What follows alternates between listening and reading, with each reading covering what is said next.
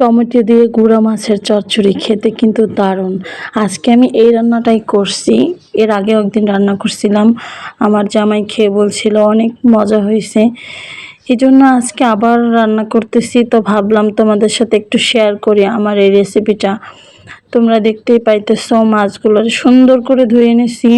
আর এই গুঁড়ো মাছের একটা সমস্যা, যত ধুইবেন ততই মনে হবে যে ময়লা বের হয়, এই একটা সমস্যা। যাই হোক, এটা হয়তো বা অনেকে ফেস করেন না, কিন্তু আমি করি। এই যে সব ধরনের উপকরণ দিয়ে দিছি, আর হাতে যেটা দেখতে পাইতেছেন এটা হচ্ছে আগে থেকেই ব্লেন্ড করে মানে ফ্রিজে রাখা ছিল টমেটো। এটা একটু বেশি টমেটো দিলে মজা হয়।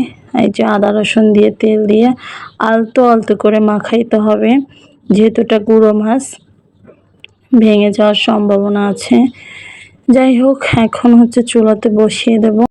গুঁড়ো মাছ আপনাদের কার কার পছন্দ অবশ্যই কমেন্টে বলবেন, আর রান্নাটা কেমন হয়েছে এটাও বলবেন। দেখেন এই যে রান্নাটা করছি, মাশাআল্লাহ দেখতে অনেক সুন্দর হয়েছে। সবাই ভালো থাকবেন, টাটা, বাই বাই।